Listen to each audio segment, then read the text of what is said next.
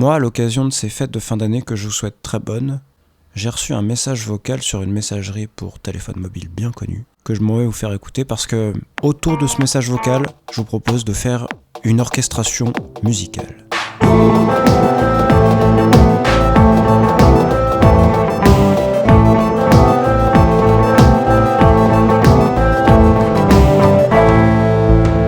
Salut à tous, j'espère que vous allez bien en ces fêtes de fin d'année, moi aussi c'est gentil d'avoir demandé. À cette occasion, je vous propose un épisode un peu particulier qui pourrait s'appeler « Dessine-moi une chanson ». En effet, j'ai reçu un WhatsApp un petit peu inattendu qui m'a fait penser « mais si on en faisait quelque chose dans Reaper ?» Donc je l'ai gentiment glissé dans mon DAO favori et c'était parti. Mais d'abord, pour que vous compreniez bien de quoi il s'agit, je vais vous faire écouter le fameux WhatsApp. C'est une sorte d'acapella, vous allez voir.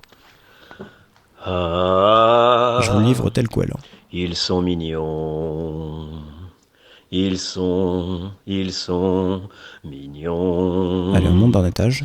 Ah, ils sont mignons, ils sont mignons. C'est reparti. Ah, ils sont mignons, ils sont mignons, mignons. Ah, ils sont mignons. Petite qualité Ils sont micro mignons. Micro de téléphone.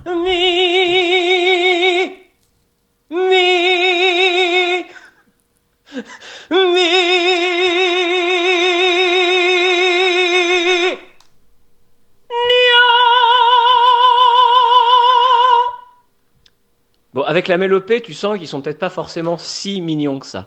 Alors, qualité, micro de téléphone, mais eh bien un beau vibrato, un petit chant inspiré, venu sur le vif du camarade Julien qui fait partie notamment du groupe Tout au clavier. Alors, je me suis dit, c'est dommage, prenons une heure.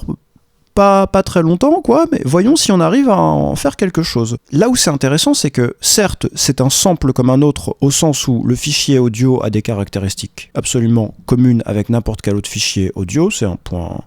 Quand on l'extrait de WhatsApp, la messagerie susnommée, c'est un point Wave, je crois, quelque chose comme ça. Bon, mais c'est pas un sample comme les autres parce que d'habitude, quand on fait de la musique à base de samples, on choisit un sample instrumental pour construire d'autres choses autour, un chant et ajouter d'autres instruments dessus. Ce qui donne en fait un point de départ assez confortable parce que quand on prend un morceau d'instrumental, on a déjà un tempo, donc ça comprend le nombre de battements par minute, mais ça comprend aussi la signature rythmique, mais ça comprend aussi une intention instrumentale. Est-ce qu'on est en mineur, en majeur? Quels sont les instruments dominants? Est-ce qu'on est plutôt sur quelque chose d'orchestral? Est-ce qu'on est sur de la guitare sèche? Est-ce qu'on a de la trompette?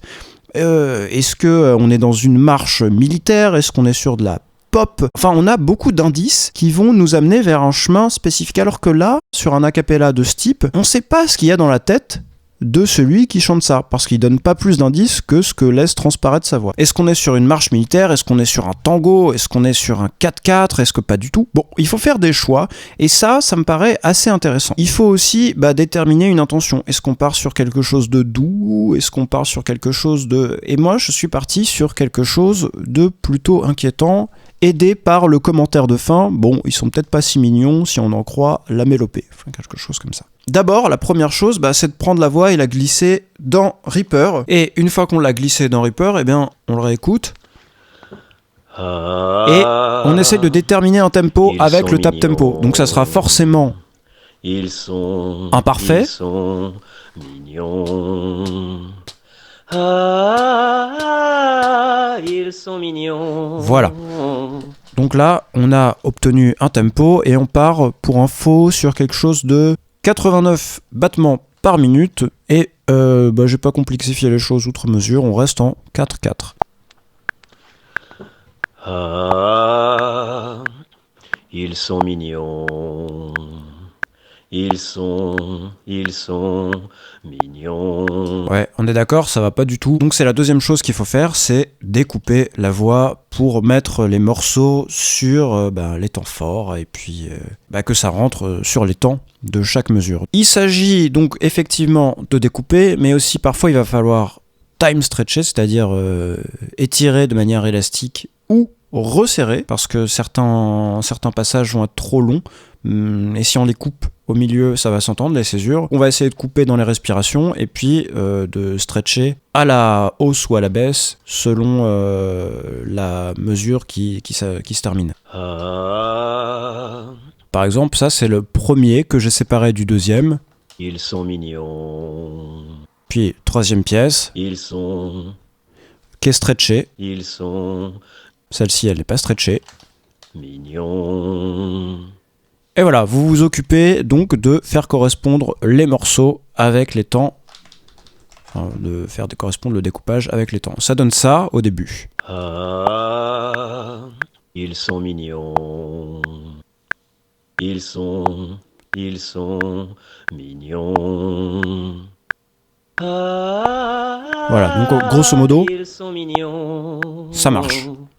Ils sont mignons. Alors une fois qu'on s'est acquitté de cette besogne un petit peu, non pas fastidieuse, mais en tout cas qui n'est pas du ressort tellement de la création, on a juste pour l'instant décidé d'un BPM, on va pouvoir passer à l'aspect de l'amusement, quoi. On va se dire, qu'est-ce qu'on va faire autour de ça? Donc c'est là que je vous dis, tous les champs sont ouverts et c'est hyper excitant.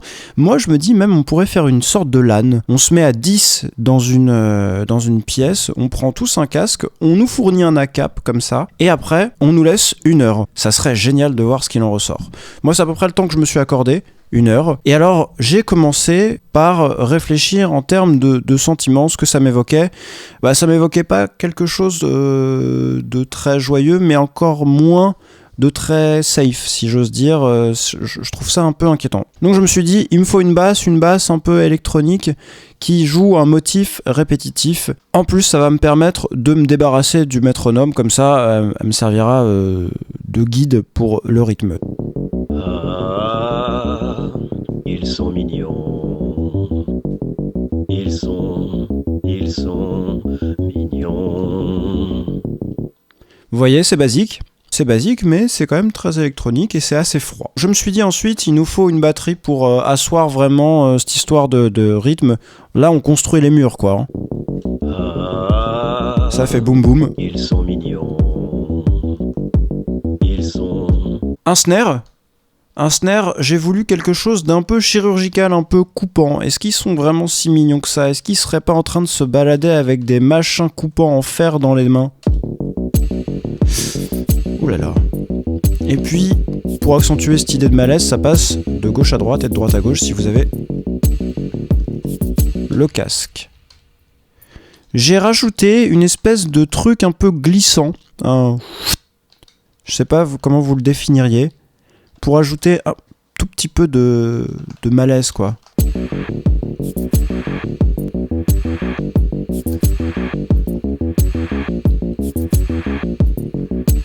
Je voulais un petit peu renforcer l'effet général. Comme c'est malgré tout une boucle, il faut qu'il y ait une progression. Donc là, je me suis dit, on va faire rentrer ce qui fait office de, en plus de la caisse claire et de la grosse caisse, une Charleston. Alors là, vous allez voir, vous n'allez pas être déçus encore en termes de Charleston. Je vous fais écouter ce que c'est. Et elle rentre tranquillement avec une enveloppe de volume.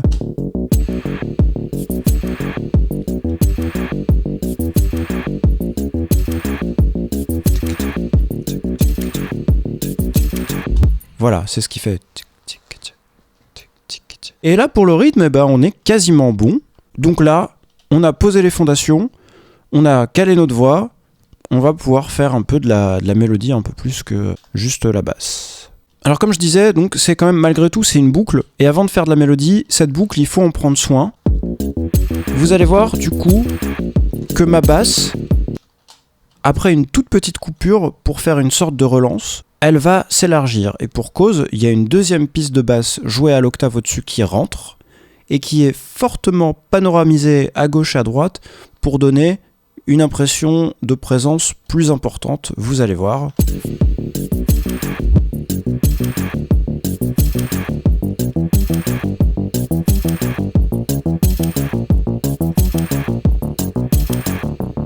C'est pas grand chose, mais ça donne quand même une impression de progression, une évolution. Et puis pour introduire cette nouvelle basse, on a un kick inversé. Écoutez là. Voilà. simplement pour mettre en exergue les transitions. C'est important de travailler sur ce genre de petits détails. L'auditeur n'y prêtera pas forcément garde individuellement, mais ça permet quand même de donner une cohésion, une construction à cette boucle. Par ailleurs, c'est pas grand chose, mais il y a un filtre qui s'ouvre petit à petit durant tout le jeu de la basse pour donner au cerveau de l'auditeur une impression supplémentaire d'oppression, de présence, enfin bref, donner l'idée que la basse n'est pas figée pendant l'évolution le reste de l'évolution du morceau, quoi, que ça aille crescendo avec le reste de l'évolution. Alors ensuite, eh bien, on a des cordes.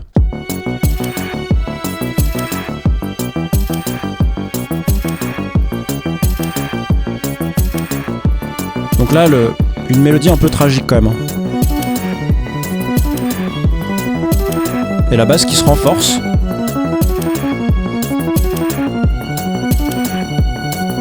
Mais on va rajouter aussi du violoncelle parce que faut tenir la baraque en bas. Et je sais pas si vous avez remarqué, la basse, elle a perdu de sa consistance. C'est justement un effet d'automation sur les basses fréquences de cette basse arpégée pour laisser rentrer le violoncelle. Et qu'est-ce qui se passe aussi avant de laisser rentrer le violoncelle ?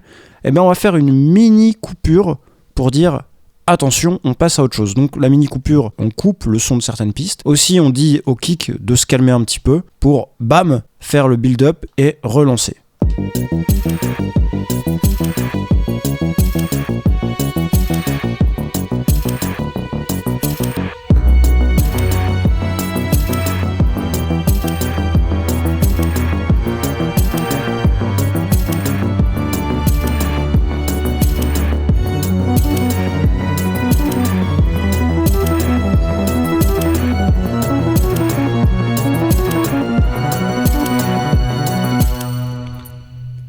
Là, on a 3 violoncelles qui sont panoramisés, un au centre et un pas de part et d'autre de la stéréo, donc un extrêmement à droite, un extrêmement à gauche, pour donner cet effet de puissance. Pour surnager dans tout ça et avoir aussi gardé une impression de puissance encore une fois, le kick sidechain un peu l'ensemble des instruments histoire de surnager. Au début, j'avais fait un effet de pompage, un effet esthétique. Finalement, je suis revenu dessus sur les conseils notamment de Julien qui m'a dit bon, moi j'aime pas ça, machin. Donc je suis revenu simplement à un effet d'égalisation et pas un effet esthétique. Qu'est-ce que je peux vous dire encore ?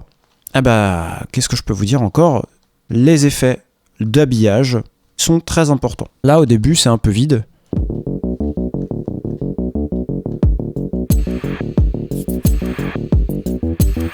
C'est bien, hein, mais ça manque un peu, quoi.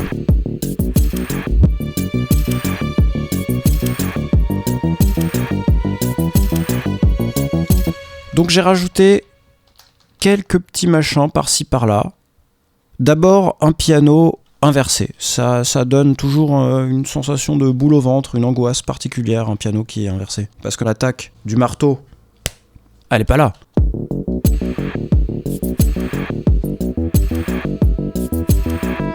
Qui passe de gauche à droite. Et puis de droite à gauche. 3 fois rien. Mais ça crée quand même une ambiance. Mais ça crée une ambiance qui n'est pas assez discordante. Donc j'ai une petite piste FX sur laquelle j'ai mis quelques petits bidules. Vous allez voir.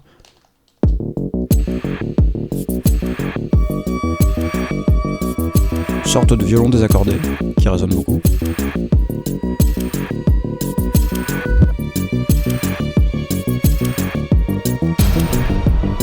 Et dans le fond là, ce qui va répondre en fait, qui va ponctuer le Ils sont mignons. Vous allez voir quand la voix revient, il est là pour répondre.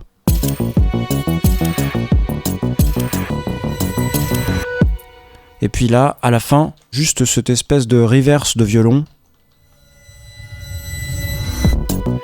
Très important pour introduire, pendant que le kick se tait, dire « Oh là là, il y a un truc qui monte là !»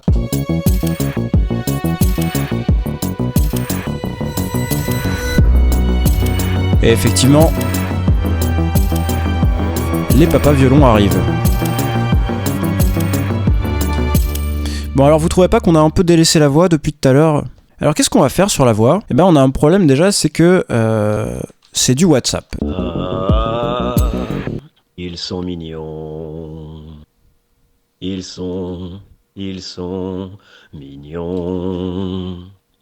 Ah, ils sont mignons. Ils sont mignons. Du coup, ce que j'ai fait, c'est que j'ai pris un equalizer bête et méchant et j'ai renforcé les fréquences au-dessous de 250. Modestement, mais quand même, j'ai mis un compresseur pour stabiliser la dynamique. J'ai rajouté un effet chorus pour un peu détuner la voix et j'ai rajouté une reverb pour faire un effet caverne. Et là, on passe tout de suite dans une dimension un peu plus... pas formidable, mais plus de présence. Si vous avez un casque, c'est manifeste. Ils sont mignons. Ah, ils sont mignons. Et vous voyez là, il est là pour dire mignon. Ah bon ? Ils sont mignons. Ils sont mignons.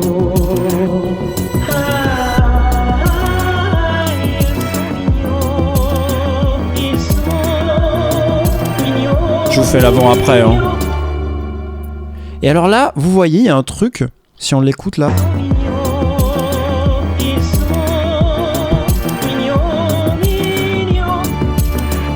En fait, il s'arrête, son mignon, contrairement aux autres mignons, il est pas étendu. Il fait juste mignon. Et du coup, ça laisse un gros vide là.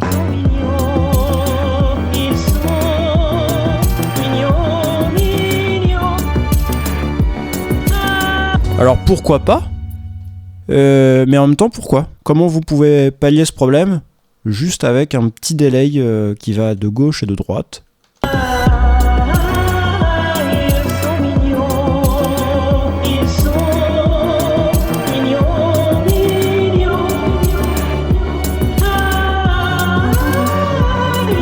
Voilà, tout simplement.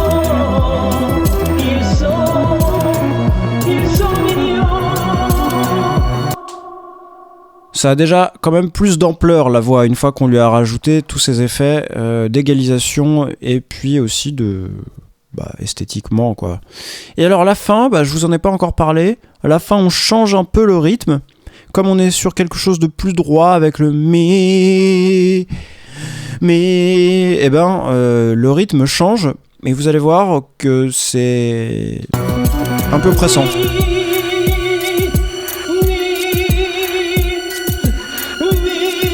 Juste un violon qui tire derrière.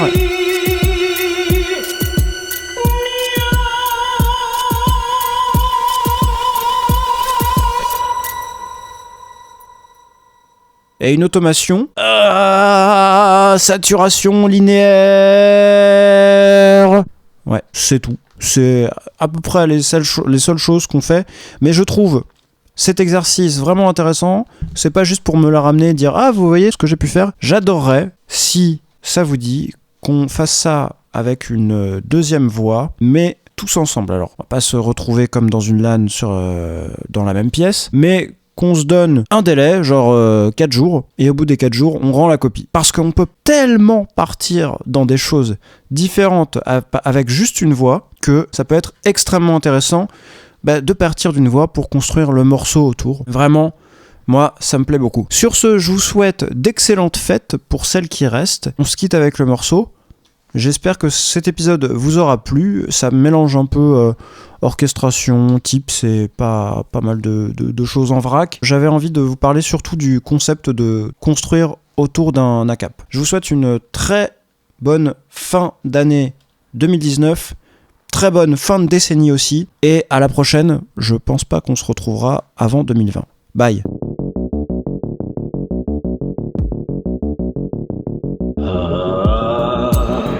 Ils sont mignons. Ils sont mignons. Ah, ils sont mignons.